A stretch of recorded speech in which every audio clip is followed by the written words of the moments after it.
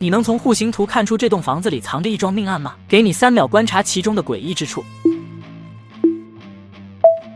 今天来看这部根据爆火悬疑小说《鬼屋》改编的电影《鬼绝屋》。灵异博主小帅的编辑最近准备在东京买房，本来都看好了，各方面都很满意，但他老婆看过户型图后却直呼诡异，说什么都不肯买。原来1楼厨房和客厅的墙之间多出了个奇怪的隐藏边界，中介也不清楚这空间是干嘛的。虽然不影响生活，但总归怪怪的。小帅顿时来了兴趣，帮忙联系了丽媛先生。他不仅是个有名的建筑设计师，更是个侦探迷。丽媛接过平面图，只看了一眼，就说这个房子他绝不会买。小帅追问原因，首先自然是那个隐藏空间，这一看就是被特意建造出来的，又指向了2楼的儿童房。你看这个房间的门，不觉得诡异吗？为什么不直接朝走廊开，要从主卧绕一圈呢？他就像是怕什么跑出来似的。而且这儿童房连个窗户都没有，但却建了单独的卫生间，也就是说里面的人吃喝拉撒都不用出来。这整体的布局就好像要把这个房间藏起来一样。此话一出，小帅顿时脑补出了一个孩子被囚禁其中的场景。而这还没有完，接着丽媛又说起旁边诡异的隔层，通过隔层可以直达浴室。这种独特的布局显然是为了杀人而特意修建的。小帅只觉得天方夜谭，可这时同事却打来电话，决定不买这栋房子了，因为就在刚刚有新闻报道，在房子的周围发现了被肢解的尸块，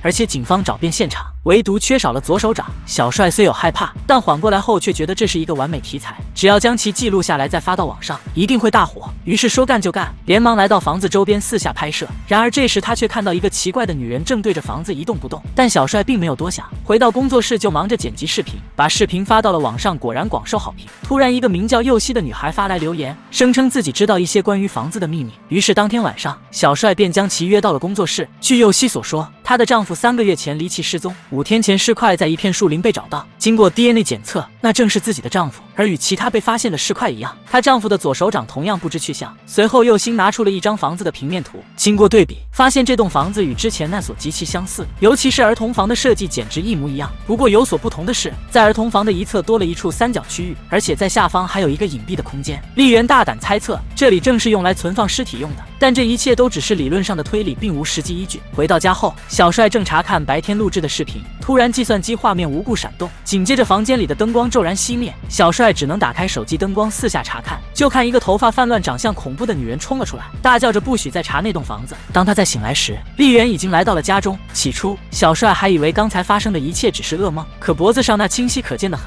却预示着这件事并不简单。而且这时，丽媛也说起了刚刚经过楼道遇见的怪异事情。当时他发现小帅的同事倒在了门口，而且神情恍惚。可等两人再次来到楼道查看时，同事正失魂落魄地朝房间走去，嘴里还不停地说着就此打住，千万不要再探索关于房子的事情。丽媛也知道再查下去很可能小命不保，于是好心劝告小帅停手。而此时的小帅满脑子想的都是流量，为此他不听劝阻，隔天便带着右希来到了同事看中的那栋房子。两人直奔诡异的儿童房，果然发现了柜子下的密道，屋里还到处是抓痕。小帅不禁后背发凉，向身后看去，只见右希正诡异地歪着脖子，死死地盯着他。小帅吓得一个箭步冲出了房子，刚好门外有邻居，他抓着人家大喊报警，而右希看到有路人便沿跑掉了。可令他万万没有想到的是，当天晚上右希竟然找上门来道歉，接着主动说出了事情的真相。原来右希的真实身份则是女房主的妹妹，他们出生于一个工薪家庭，一家人本来生活得十分幸福。可有一天父亲突然意外去世，而在那不久后，姐姐也跟着离奇失踪。右希焦急万分地询问母亲是否知道姐姐去了哪里，可母亲却表现得从容淡定，还千叮万嘱不要再询问姐姐的去向。自那以后，一位远方亲戚会定期来家中视察，这种被监视的感觉让右希格外不适。于是几个月后，他便搬到了外面居住。可这天他突然收到了姐姐的来信，再次见面，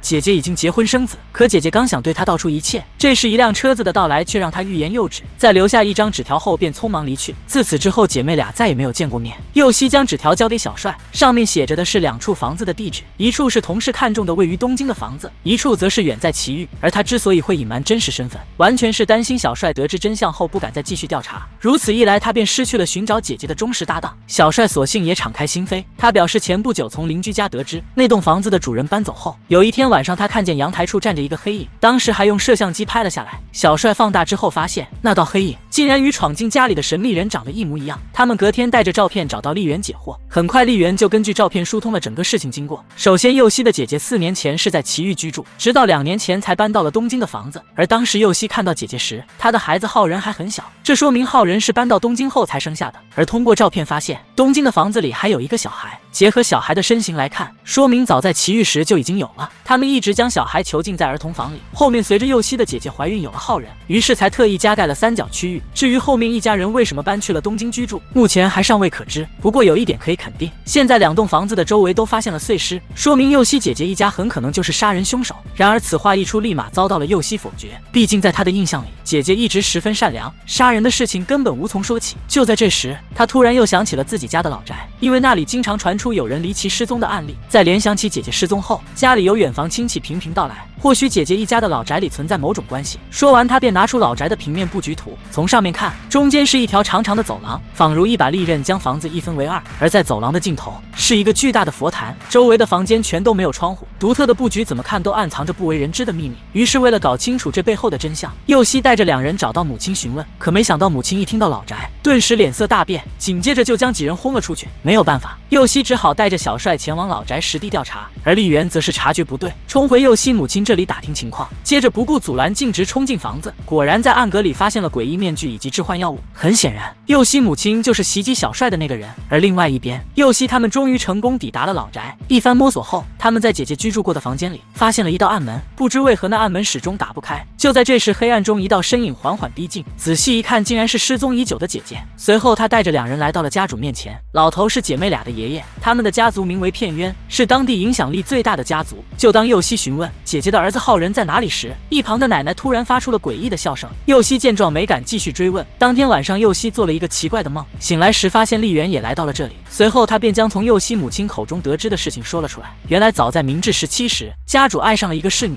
然而此事很快就被正妻得知，一怒之下将她囚禁于密室，整日拳打脚踢，最终导致流产。自那以后，侍女的精神逐渐恍惚，终于在有天夜里，她选择了自残，砍掉自己的左手，失血过多而亡。但临死之前，她给家族下了邪恶的诅咒。果然没过多久，正妻生下来的孩子就缺少了左手，这恐怖的巧合不得不让家族相信是诅咒在搞鬼，于是赶紧请来灵媒寻求破解之法。然而灵媒却拿钱不干人事，让继承家族的血脉且没有见过光的孩子在年满10岁时杀人，并砍下那人的左手掌，以此献祭给侍女的灵魂。而且这种仪式必须要连续30年。丽媛推测这间老宅势必也隐藏着密道，于是几人私下搜索，果然在佛坛背面发现了一处暗格，侍女的牌位赫然呈现在眼前，而在祭坛之下还摆放着2具左手的遗骸。随后几人又在不远处发现了一间囚室，在那里面囚禁的正是不满10岁的小孩。就当小帅准备上前看清楚样子时，不料突然被一棍子打晕过去。等再醒来时，几人已经被关在了地牢中，姐姐姐夫也一同关押在这里。原来他们在地牢发现了被献祭的男孩，他名叫小可怜，从小就被关在不见天日的地牢。为了拯救男孩，2人悄悄将其带到了奇遇居住。在2年后，随着浩然的出生，原本奇遇的房子已经不够居住，这才举家搬到了位于东京的房子。然而好景不长，他们最终还是被家族发现带回了老宅。而那天夜里，邻居所拍摄下的面具男孩，就是小可怜担心弟弟浩人偷偷爬出密室照顾的画面。丽媛终于搞清楚了一切，原来一开始他的方向就错了。如此隐蔽的密室既可以用来杀人，当然也可以拿来藏人。是没想到房间虽然隐蔽，可最终还是被家族的人发现。现在误会已经解除，就当几人商量着如何从这里逃出去时，不料一群头戴面具的人冲进来，将他们带到了另一个地方。在这里，姐姐终于看到了许久未见的浩人，而紧接着小帅很不幸被选为了献祭对象。只见小可怜手持斧头，正一瘸一拐走过来。关键时刻，姐姐大声呼救，总算是唤醒了小可怜的理智，故意砸偏位置。姐夫趁机摆脱束缚，掩护众人逃离。然而没一会，奶奶就拿着电锯从身后发疯般冲了过来。好在老眼昏花，电锯正好卡在了石头上。就在这时，一把砍刀直接将密室劈开。来人正是先前屡屡出现在佑希家中的远房亲戚。作为家族的继承人之一，他发誓要将所有人赶尽杀绝，